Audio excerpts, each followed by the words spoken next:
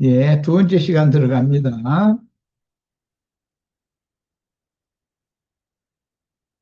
네, 첫 번째 시간에 그 비유에 관한 이런저런 얘기를 했는데, 에, 뭐 창세기 1장 1절 첫 단어부터 태초에 하나님이 천지를 창조하셨다 그럴 때, 천은 하나님을 말하기 때문에 스스로 계신 자께서 하나님을 도울 대필인 사람을 창조하셨다. 이렇게 해석해, 영적인 해석이라는 거예요. 그 다음에 하나님의 사람인 그리스도의 사람인 사도들, 제자들과 새로운 피조 세계에 즉 새 영과 새 마음을 받은 예수 그리스도의 구속을 통해서 새 영과 새 마음을 받아서 새로운 피조물이 된 새 사람들을 다시 창조하는 것을 새 창조라고 말을 한다. 그러니까 이렇게 내가 해석하는 것처럼 이렇게 해석해야지 새 하늘과 새 땅 상대다. 하늘을 어떻게 새롭게 하고 땅을 어떻게 새롭게 하고 그 물질을 어떻게 새롭게 한다는 말이 아니다라는 거예요. 아담의 하나님은 떠나가고 첫 아담의 하나님은 둘째 아담이신 예수님의 부활과 승천과 재림을 통해서 어, 새 하나님, 참 하나님이 사람들을 새롭게 하는 것. 만물이 새롭게 되는 근원은 사람의 심령과 사람의 마음이 새롭게 되는 것에서부터 네, 하나님의 창조가 옛 창조는 버리고 새 창조를 가져오는 것이기 때문에 이런 성경의 모든 일관된 흐름에 대해서 이건 비유법을 이해를 해야 된다. 간단하게 뭐 천지에 대해서만 잠깐 얘기를 했어요. 우선. 자, 마태복음 13장 36절로 43절. 이에 예수께서 무리를 떠나사 집에 들어가시니 지휘자들이 나와 이르되 때 가라지의 비유를 우리에게 설명하여 주소서. 뭐, 이 지휘자들에게 설명해 주신 가라지의 비유, 지금 내가 이제 천지 성경의 첫 단어를 이미 설명을 해놨으니까 주님이 말씀하시는 창세로부터 감추인 천국의 비밀을 비유로 말을 했다라는 것은 사람들이 하나님의 세계에 대해서 버림받은 자들이기 때문에 너무 무지하고 완고하고 완악한 자들인데 그런 사람들 앞에 영신 하나님과 하나님의 창조 세계를 어떻게 만물을 새롭게 하는 것인가에 대해서 에, 사람이 사용하는 언어로 사람 앞에 영의 세계의 것을 던져놨다. 그 말이에요. 그럼 사람들은 제자들은 그런데 그 말씀을 못 알아듣겠으니까 그렇다고 해서 많은 무리가 알아들었느냐? 무리는 물어 안 봐. 그 이상한 말만 하나만 잃어버리고 그런데 제자들은 궁금했던가 보죠. 그러니까 지금 앞에 이제 물어보니까 이것을 이제 설명을 해 주시는 거예요. 대답하여 이르시되 좋은 씨를 뿌리는 이는 인자요. 같은 세상이요. 좋은 씨는 천국의 아들들이요. 가라지는 악한 자의 아들들이요. 예. 밭이라는 건 세상이다 그랬는데 이것은 물질적인 뭐 이런 저기 여기 있는 설악산이라고 하는 그런 물질이나 뭐 그런 것을 세상이라고 하는 개념이 아니죠. 여기 말하는 세상이라는 말은 인간의 마음이다. 인간의 마음. 그런데 세상 하면 세속화된 인간의 마음. 이렇게 표현을 해야 맞는 것이죠. 음. 자, 그 다음에 천국의 아들들이 있고 가라지 악한 자의 아들들이 창세기 마태복음 13장에 이제 대비가 되죠. 천국의 아들들이요 가라지는 악한 자의 아들들이요. 두 남자 이야기는 천국의 아들 그다음에 악한 자의 아들 그들은 씨를 가진 자들이고 씨 뿌리는 자들이죠. 음. 자, 그 다음에 가라지를 뿌린 원수는 마귀요. 그러면 좋은 씨를 뿌린 이는 하나님이죠. 뭐, 말해갖고. 어? 추수 때는 세상 끝이요. 이제 이 세상 끝이라는 말에 대해서도 기독교계가 너무 큰 오해를 하고 있어요. 예수님이 이 세상에 오시면 세상 끝이죠. 네, 말세. 끝내려고 네. 오신 거니까. 예수님이 세상에 오신 것은 율법과 선지자의 때를 종결하러 오신 것이죠. 네, 세상이 끝나는 거예요. 그러면 그 세상이 끝난다는 말은 알고 보면, 아, 인간의 영과 정신 세계가 종결된다. 한 시대는 다 끝난다. 지금 우리는 불과 몇십 년 사이에 컴퓨터라는 것이 나와가지고 인간의 삶 모든 것을 다 바꿔버렸잖아요, 지금. 지금은 손에 컴퓨터 한 대씩 다 가지고 다니잖아요. 얼마나 편리해. 그런데 이 여기 손에 가지고 다니는 이 셀폰이라고 하는 이 기능이 사람들의 이 두뇌를 퇴락시킨다는 거예요. 자기 아내나 자기 자식들의 주민등록번호도 잊어먹어버려. 숫자 암기하는 것, 누구 친구들, 아는 사람들 전화번호 웬만하면 적어도 10개 이상은 다 암기를 했었잖아요. 근데 지금은 5개도 암기를 못해. 암기 안 하려고 그래. 아예 핸드폰에 있으니까. 할 필요가 없어. 이런 것이 벌써 세상이 바꿔졌다는 뜻이다. 추수꾼은 천사들이니. 그런데 특히 그런 물질 세계를 이제 세상이 바꿔진 얘기를 했지만 더 중요한 건 이 영과 정신 세계가 완전히 지금은 완전히 바꾸어져 있죠. 어제 우리 자식들이 와가지고 우리 손녀가 이런저런 얘기하는데 야, 이 세상이 완전히 나보고 그런 것은 할아버지 세대고 우리 세대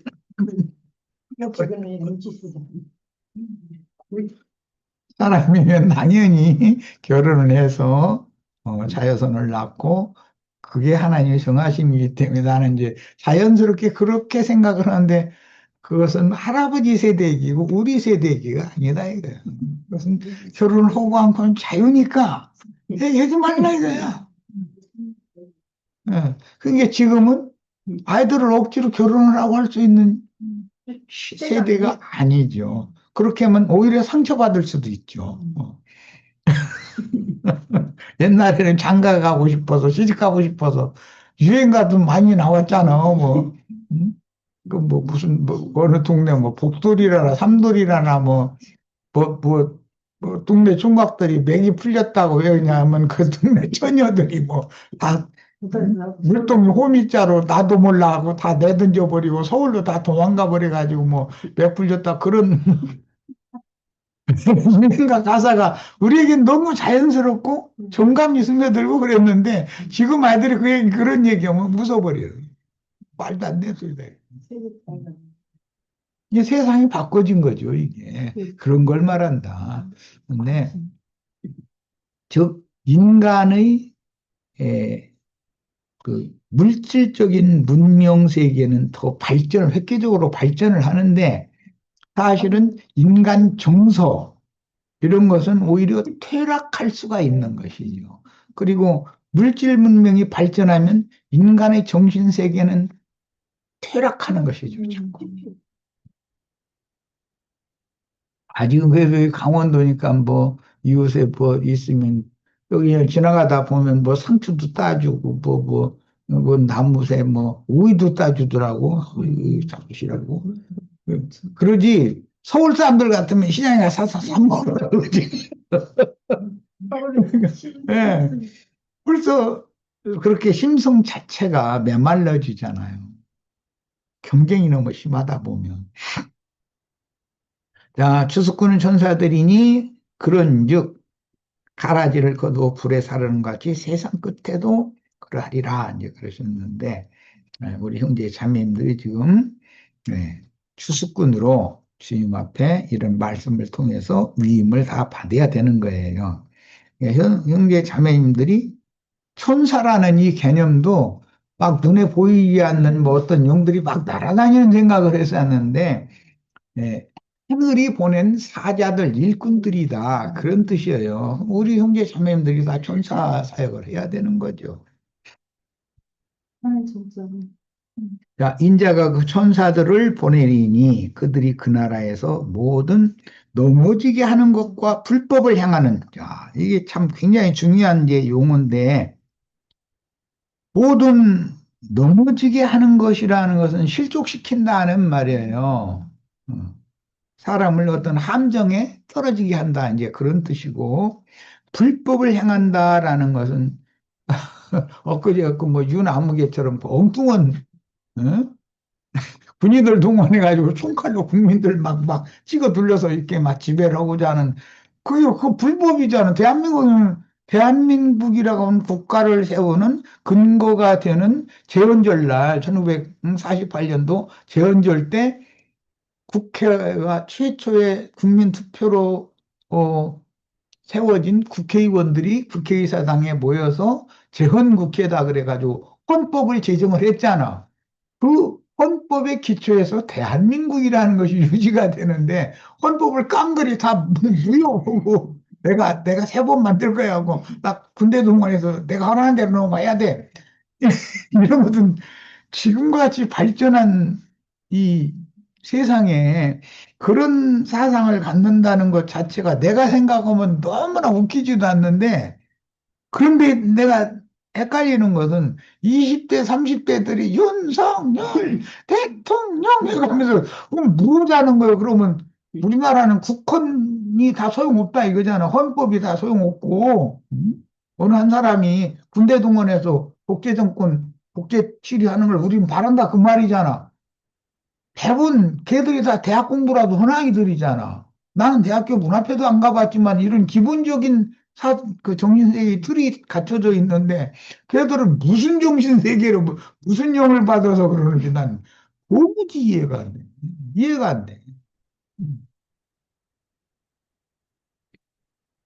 국가를 통치하는 것이 다 법으로 통치하는 거예요. 하나님 나라도 하나님의 법으로 통치를 하는 것이지, 하나님이 절대 권위자라 해가지고 말 안 들으면 다 총칼로 이렇게 오고 그냥 꼬챙이로 막 찔러 죽이고 그렇게 하는 게 아니잖아. 그 절간에 이게 절간에들 가보셨나 모르게 절간에 들어가다 보면 거기에 막 예, 사대천왕이라고 막 어마어마한 그 무섭게 생긴 사람이 막 꼬챙이 이렇게 들고 발밑에 막 사람들 막 이렇게 막 다 짓밟고 그런 그림이 있잖아. 그런 영을 받았다 이거예요, 지금. 영이 같이 서로 불쌍히 여기고 서로가 공동적으로 다 행복을 추구하고 다 함께 잘 살 수 있는 그런 나라를 추구하도록 나를 조금 더 헌신하고 희생하고 이렇게 예, 서로 협력하고 공동체를 이루어가고 이런 것을 하도록 해야 맞는 것인데 그냥 막 힘으로 막 발로 짓밟아 버리고 말 안 들으면 막 꼬칭으로 찔러 죽이고 이런 사상이 인간이 그렇게 마귀로부터 그런 표독한 그런 영과 정신이 사람 속에 흘러오고 있다는 거예요. 난 특히 이해가 안 되는 건 20대, 30대 애들이 너무나 당연한, 지금 내가 하는 얘기는 내가 무슨 공부를 많이 한 것도 아니고, 이거는 너무나 누구나 아는 일이잖아. 1948년도, 7월 17일인가? 재헌국회가 모여서 헌법을 제정해가지고, 대한민국이라는 국호도 정하고, 대한민국은 민주공화국이고, 모든 권력은 국민으로부터 나오고, 모든 공무원이라는 것은 국민들이 생활 모든 편익을 위해서 그 뒷수발을 다 해줘야 되니까 그런 어떤 이 기본 국가관이 잘 되어 있는 사람을 공무원으로 선발해서 그 사람들을 국민이 월급을 주고 그들은 대신해서 국가 일을 맡아서 해주고 그렇게 하는 국가 체제를 만들어 놨잖아.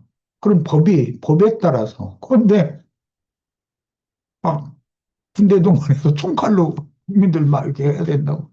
음. 그건 전두환이 사상이고 박정희 사상이거든. 음, 어?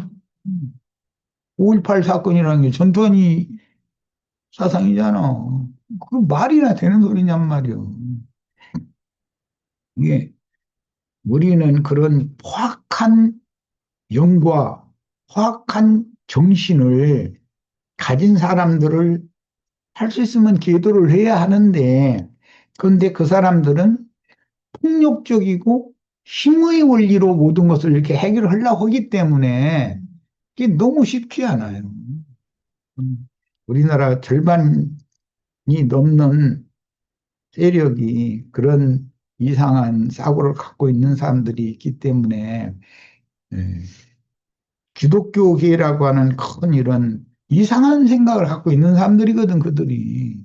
그 중에서도 또 조금 그 특별한 사람이 뭐 전화무게 뭐 요즘도 그거 뭐 여기 광화문 이런 데 모여서 뭐 막 모여서 수천 명 수만 명 모여서 뭐 그 집회하고 그러대 그런 걸 보면은 야, 이게 어떤 영과 어떤 정신을 받아가지고 세뇌당하면 이게 치료한다는 게 쉽지 않구나 그걸 난 느껴요. 우리 정무를 좀 근데 이제 뭐 전 국민들이 다 깨어나서 뭐 그런 세력들을 잘 설득하고 당신들이 잘 좋은 사고와 정신이 아니다라고 다수가 그들을 설득하고 그들을 이렇게 제압하고 하면 좋은 나라가 당연히 되죠. 이것이 예수님의 나라다. 예수님의 나라는 원래 평화의 나라인 거요. 전쟁하는 나라가 아니고. 그래야 맞는 거 아니야. 아니, 뭐 얘기하다 이런저런 얘기가 됐는데, 미국이나 뭐 러시아나 뭐 우리나라도 그렇고 뭐 군사무기 만들어가지고 우리나라도 요즘에 잘 만들어가지고 뭐 전 세계에서 우리나라 그 뭐 탱크니 뭐 비행기가 아니고 뭐배뭐 등등 이런 것을 뭐다 살라고 줄 섰다고 소리 들었는데 그럼 뭐 돈벌이는 뭐 잘 돼서 좋기는 하지만 성경 말씀대로 예, 그런 전쟁 무기가 평화의 농기구로 사용되는 예, 그런 나라가 그 메시아의 왕국이니까 그런 걸 우리는 당연히 주구를 해야죠. 사람들을 설득해야 되고. 자, 불법을 행하는 자들, 넘어지게 하는 자들이라고 하는 것은 영적으로도 세상적으로도 양면이 항상 짐승이라는 건 바다 짐승도 있고 땅의 짐승도 있으니까 양면으로 있기 때문에 내가 지금 세상 정치 얘기를 잠깐 했어요. 자, 모든 넘어지게 하는 것이라는 말은 가라지 씨로 뿌려진 모든 다른 교훈들, 사람의 교훈들 이런 것이 넘어지게 하는 것이다. 사람을 그 영혼을 실족시키는 것이다. 라는 걸 할 수 있고, 그 다음에 풀무불에 던져 넣으리니 그랬는데, 에, 풀무불이라고 하는 것은 하나님의 진노가 배가 되고 칠배가 되고 이렇게 점점 뜨거워지는 이제 이런 것을 욥이 풀무불을 많이 칠배나 뜨거운 풀무를 경험을 했죠. 그걸 이해하면 돼요. 음.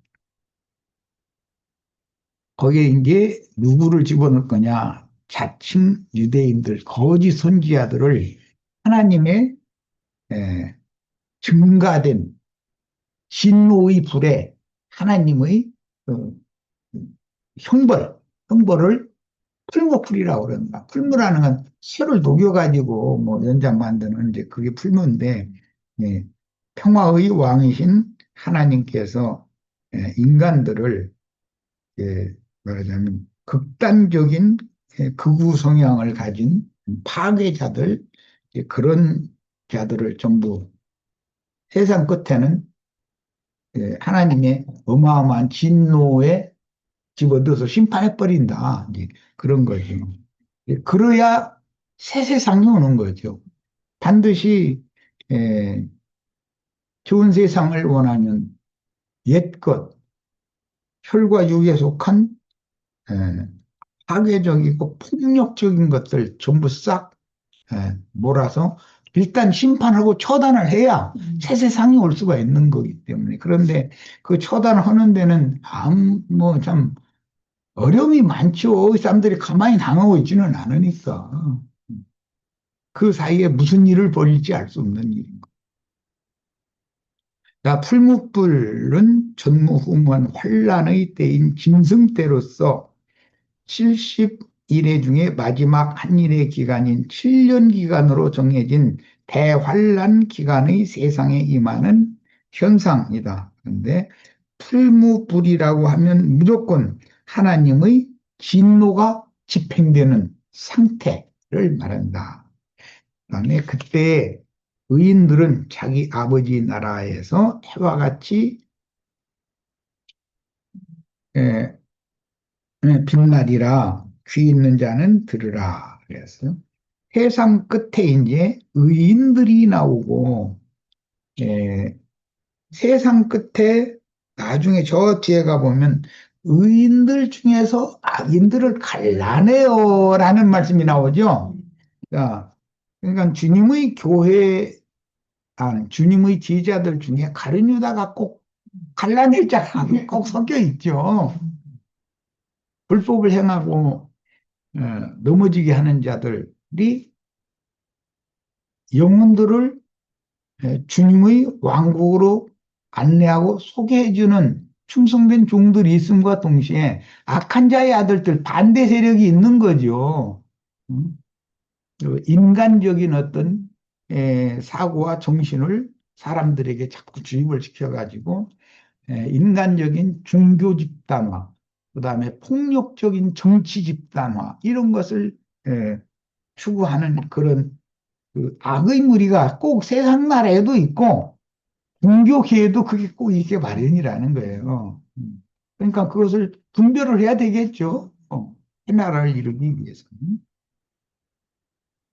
자, 이달락부터는 좋은 씨를 제 밭에 뿌린 예수님과 겨자씨를 자기 밭에 심은 악한 자의 아들들에 대한 해석과 춘국농사의 실제가 무엇인지 해석이 나오는데, 이제 농사법이기 때문에 농토가 있어야 되는데 농토가 있어야 씨를 뿌리잖아요. 그래서 본문에서는 같은 세상이요 그랬어요. 그런데 그 세상을 그, 그 땅을 개간을 하고 거름 놓고 농부가 수고한 만큼 옥토가 되는 거 아니에요. 좋은 땅이. 예. 그래서 최종적으로 천국 작물은 밭에서 추수를 하는 것이지 그런 땅에서 추수하는 것은 아니다. 예. 왜냐하면 땅은 저주를 받아서 아담 이후에 저주를 받아서 가시와 엉겅퀴를 내게 돼 있기 때문에 거기 말씀하신 가시와 엉겅퀴라는 게 가라지라고 여기서 이제 비유가 이렇게 돼 있고 그 가시와 엉겅퀴는 사람이 먹을 식물이 아니잖아요. 그걸 사람이 먹을 식물을 저해하고 자라지도 못하게 하고 결실하지 못하게 하는 그런 역할을 하는 예, 마귀가 하나님의 일을 해방하기 위하여 몰래 더 뿌려놓은 그게 자라면 가시와 엉겅퀴가 나는 거잖아요. 예. 이 교회 안에도 주님의 천국 말씀이 예, 말씀을 맡았다고 자부하고 지식의 말씀을 맡았다고 자부하고 있는 사람들이 말씀을 크게 오해해가지고 예, 사람의 어떤 영과 그 사람의 그 사악한 정신을 갖다가 하나님 말씀에 접목해가지고 인본주의로 인간들이 어떻게 세상에서 성공해서 부자 되고 잘 사느냐 이런 쪽으로 이렇게 그렇게 가르치는 이런 것이 다 불쌍한 영혼들을 실족시키는 것이잖아요. 그게 그런 것을 유대인의 그 바리새인의 율법, 사두개인의 율법 이런 것이 이제 계시록에서는 발람의 교훈, 니골라당의 교훈이라고 그러는데 이런 것들이 전부 불법이다 이거예요. 이게 신부, 목사 이런 사람들이 행하는 그런 행위는 전부 불법을 행하는 거죠. 이제 이렇게 가르치면 기독교계가 뒤집어지지 난리 나죠. 가만 안 있지. 자, 이에 예수께서 무리를 떠나서 집에 들어가시니 제자들이 나와 이르되 밭에 가라지의 비유를 우리에게 설명하여 주소서. 그래서 이건 제자들이 그런 거예요. 예. 우리는 여기 관심도 없어. 지금까지 무리와 제자들이 함께 있을 때 예배당 다닐 때 우리 형제 자매님들 이런 말씀에 대해서 관심을 가지고 질문해 본 적 있어요? 관심도 없어.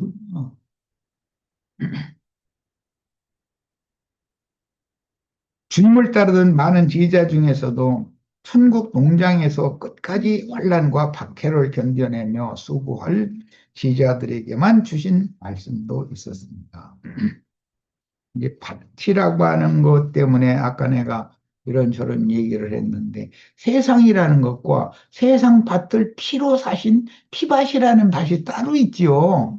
예, 주님의 교회는 피밭인 것이죠. 천국의 아들들은 피밭에서 자라는 것이고 피로 산 밭이다 이제 이 말이고 그 예수님의 생명의 값인 피값을 지불하고 산 밭이 아닌 밭은 기독교계의 세상 밭이잖아요. 이게. 이것을 구분할 줄 알아야 되겠어요.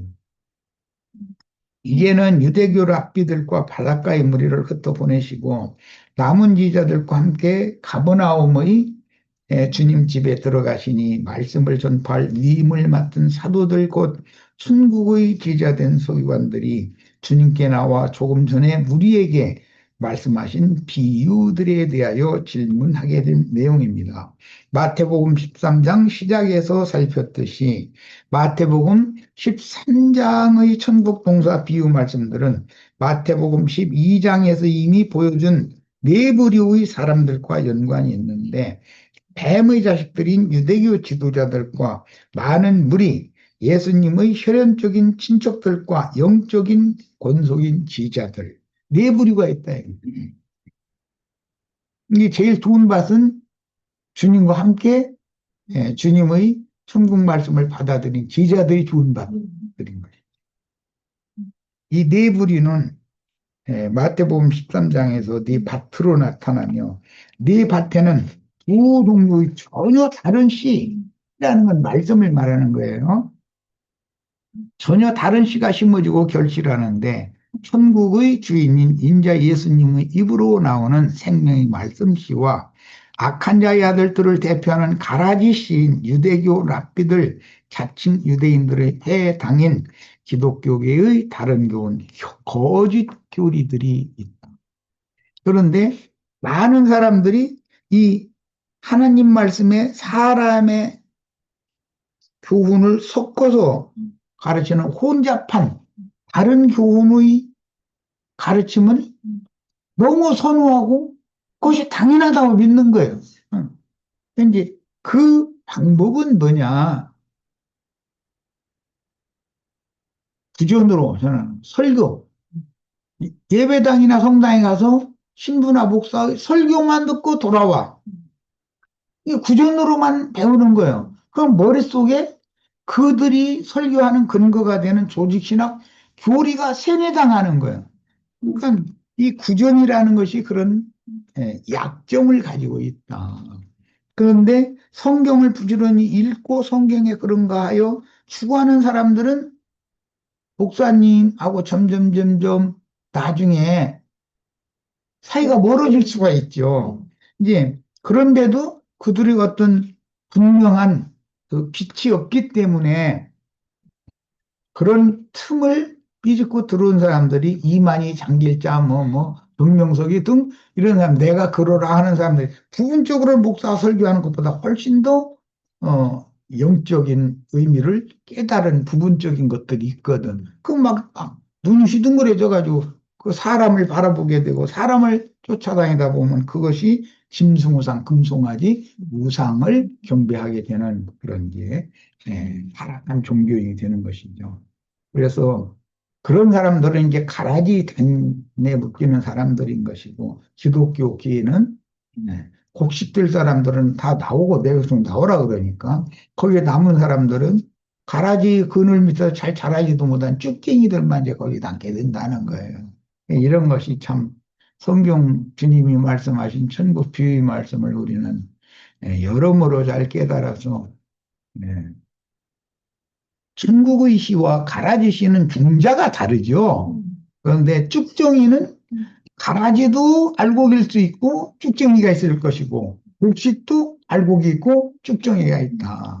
그러니까 예, 이런 거 잘 생각해 보셔야 돼요. 어떤 시든지 결실이 잘 되면 그 알곡이 될 것이고 가라지 씨도 알곡이야 내년에 또 종자 역할을 할 거 아니야.